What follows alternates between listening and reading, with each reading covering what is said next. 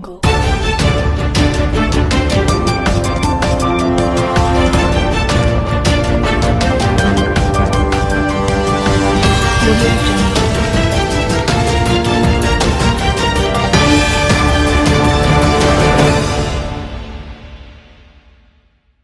किया है।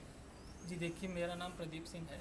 मैं टेवड़ी गांव सोनीपत हरियाणा से हूँ और मैंने 7th क्लास तक तो स्कूलिंग गांव से ही करी है। उसके बाद मेरी जो स्कूलिंग हुई वो सोनीपत ज़िले से मैंने करी है, शंभू दयाल मॉडर्न स्कूल से 10th और 12th। और मैंने बीटेक करा है कंप्यूटर साइंस एंड इंजीनियरिंग से डी क्रस्ट मुर्थल यूनिवर्सिटी से। उसके बाद मैंने एसएससी का एग्ज़ाम दिया और I worked as income tax inspector for 4 years in Delhi. जी तभी से इनकम टैक्स इंस्पेक्टर ही मैंने यूपीएससी के लिए तैयारी स्टार्ट करी और it was my 4th attempt and hopefully it goes अच्छा हो रहा, काफ़ी सुखद रहा। कब ये मन कब करा आपका कि मुझे आईएएस बनना है? सबसे पहली प्रेरणा क्या है? जी देखिए, सबसे पहली प्रेरणा तो जब मैं छोटा सा था तो मेरे दादाजी हमेशा कहते थे कि तुझे अफसर बनना है। तो तब मुझे नहीं पता था कि क्या आईएएस होता है, क्या अफसर होता है, क्योंकि हमारे घर में से भी कोई ऐसे जॉब सर्विस पे नहीं था। और धीरे धीरे जैसे जैसे स्टेप बाय स्टेप आगे बढ़ते गए, चीज़ों के बारे में पता चलता गया। और मेन उसके बाद जो मोटिवेशन रहा वो मेरे फादर की तरफ से भी रहा। उन्होंने भी जब मेरे को ऐसा फील हुआ कि मैं शायद इसमें नहीं कर पाऊँगा या जॉब के साथ मैं तैयारी नहीं कर सकता, तो उन्होंने मुझे बड़ा मोटिवेट करा और बड़ा फैमिली का, मेरे फ्रेंड्स का, रिलेटिव्स का सपोर्ट रहा और उन्हीं की सपोर्ट की वजह से आज मैं यहाँ तक पहुँच पाया। अच्छा, एक और बात बताइए कि किस तरीके से, मैं आपसे ये समझना चाहता हूँ कि जो उस बैकग्राउंड के लड़के हैं, जैसे कि आपने अपने गांव का जिक्र किया, हाँ जी। आमतौर पे एक मन में ये बात रहती है कि गांव देहात से आने वाले बच्चे डिमोटिवेट हो जाते हैं अपने परिवेश को लेकर, अपने जो आसपास एनवायरनमेंट है उसको लेकर। उनके जो मोटिवेशन के लिए क्या कहना चाहेंगे? सर देखिए, मैं उनकी मोटिवेशन के लिए यही एक संदेश देना चाहूँगा आपके थ्रू कि यूपीएससी ने पिछले कुछ सालों से अपना ट्रेंड काफ़ी चेंज करा है और अब ऐसी बात नहीं है कि सिर्फ और सिर्फ बड़े शहरों से ही बच्चे आगे आईएएस और आईपीएस बन सकते हैं या यूपीएससी क्रैक कर सकते हैं, ऐसी बात नहीं है।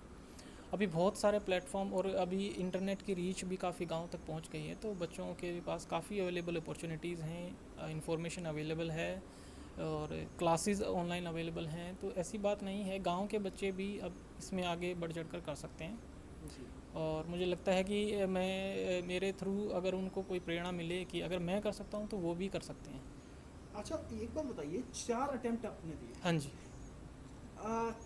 आपको कैसा लग रहा था जब उसमें सिलेक्शन नहीं हो रहा था? कभी डिमोटिवेशन आया? किस तरीके का वो पहले अटेम्प्ट से लेकर 4 अटेम्प्ट का सफ़र हम समझना चाहेंगे? जी देखिए, फर्स्ट जो 2 अटैम्प्ट्स थे उसमें मेरा प्रीलिम्स नहीं क्लियर हुआ था, तो I feel very demotivated. Actually I was also working at the same time, so time की कमी रही, शायद मैं टाइम मैनेजमेंट नहीं कर पाया और उसकी वजह से मैं नहीं, प्रीलिम्स मेरा क्लियर हुआ।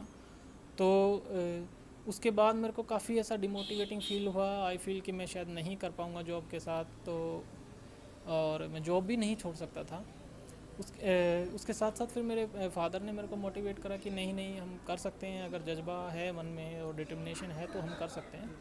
और उसके बाद फिर मैंने दोबारा तैयारी करी, दोबारा इसके लिए मेहनत करी। तो last year I got 260 rank in UPSC और I got IRS customs and excise and this year it's before you. अच्छा, जो आपके गांव में या फिर हरियाणा के और दूसरे बच्चे हैं, आप क्या कहना चाहेंगे कि किस चीज़ पर टाइम मैनेजमेंट किस तरीके से हो, किस तरीके से फोकस करें? कि कई बार ऐसा होता है हम सब कुछ पढ़ना चाहते हैं लेकिन हम भटक जाते हैं कहीं ना कहीं, तो क्या टाइम मैनेजमेंट किस तरीके से करें? जी देखिए, इसके बारे में मैं बिल्कुल आपके थ्रू एक संदेश देना चाहूँगा। अभी यूपीएससी का क्या रहता है जो बहुत सारे एस्पिरेंट्स के लिए, और मैंने भी ये फील करा है, एक्सपीरियंस करा है कि बहुत सारा सिलेबस ऐसा है और सिलेबस इतना ओपन एंडिंग है जिसकी वजह से मार्केट में information is too much there. तो बहुत सारे बच्चे मगअप करते रहते हैं, इधर से इंफॉर्मेशन मिली, उधर से इंफॉर्मेशन मिली, हर तरफ से इंफॉर्मेशन इकट्ठा करने की कोशिश करते हैं और कहीं ना कहीं वही उनके लिए एक सेटबैक रहता है। वो शायद इधर बहुत सारी इन्फॉर्मेशन में उलझ जाते हैं। मुझे लगता है इसका एक जो मेन मंत्र है वो है कि लेस इज़ मोर।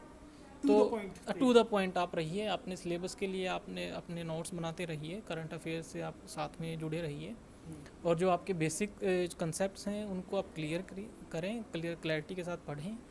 तो क्लैरिटी रहेगी तो फिर you will be able to crack it.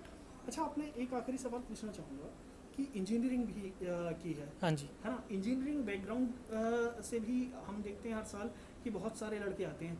क्या इंजीनियरिंग बैकग्राउंड का फ़ायदा मिलता है, और जो आर्ट्स के बैकग्राउंड के या जो बाकी बैकग्राउंड के बच्चे हैं उनके लिए थोड़ा मुकाबला मुश्किल हो गया, या हिंदी मीडियम वालों के लिए, खासतौर पर जो हिंदी बेल्ट के लोग हैं, हिंदी मीडियम के लोग हैं, उनके लिए समझना चाहूँगा मैं कि क्या अपॉर्चुनिटीज़ हैं?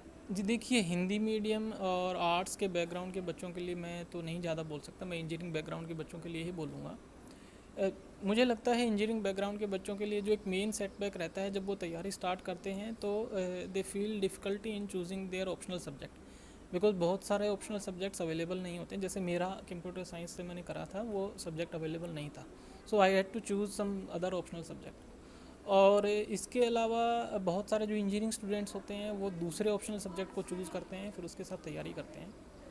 तो ये एक मेन सेटबैक रहता है। तो यहाँ पे इम्पोर्टेंट है कि आप अपना ऑप्शनल सब्जेक्ट वाइजली चूज़ करें, ताकि आपको आगे इसमें प्रॉब्लम ना हो और आपको उसको चेंज ना करना पड़े, तो आपका काफ़ी टाइम बच जाएगा। तो और बाकी आर्ट्स, और मुझे लगता है कि यूपीएससी सबको एक इक्वल फुटिंग प्रोवाइड करता है। ऐसा नहीं है कि सिर्फ इंजीनियरिंग बैकग्राउंड या डॉक्टर बैकग्राउंड या मेडिकल से ही बच्चे इसमें पास हो सकते हैं। हर बैकग्राउंड से बच्चे आते हैं और हर कस्बे से बच्चे इसको क्लियर करते हैं, इसमें सफलता पाते हैं। एक और कि आपका जो कितनी क्षमता के साथ, क्योंकि सक्षम हैं ही आप, तो जब अब अधिकारी बनने के बाद क्या आपका मकसद है कि किस तरीके से चीज़ों को और बेहतर करने की कोशिश करेंगे? क्या कुछ सोचा होगा कि अधिकारी बनने के बाद ये करें? जी देखिए, मेरा आप अगर पर्सनल लेवल पे जानना चाहते हैं तो मैं ये कहना चाहूँगा कि मेरा एक ड्रीम है, I want to do some work in education sector, क्योंकि मेरी एक सोच है, मुझे लगता है कि शायद हम अगर शिक्षा के क्षेत्र को आगे बढ़ा सकें तो ये हमारे आगे आने वाली जनरेशन्स के लिए काफ़ी हेल्पफुल होगा। हमारे बहुत सारे टारगेट्स हैं, हम आगे एक बड़ा सुपर पावर के रूप में आना चाहते हैं विश्व में। तो मुझे लगता है कि अगर हम अपनी एजुकेशन को क्वालिटी एजुकेशन बना सकें, और कुछ ऐसे बच्चे हैं गरीब या पिछड़े वर्ग से जो बच्चे हैं जो उन तक एजुकेशन नहीं पहुंच पा रही है, तो बहुत सारी सरकार की योजनाएं हैं, स्कॉलरशिप्स हैं, बहुत सारे उनको प्रोत्साहन देने की स्कीम्स हैं, तो वो उन तक लाभ पहुंचे, वो भी शिक्षा के क्षेत्र में आगे बढ़ें और समाज में समाज के विकास में, देश के विकास में योगदान दें। शुक्रिया आपसे बात। Thank you.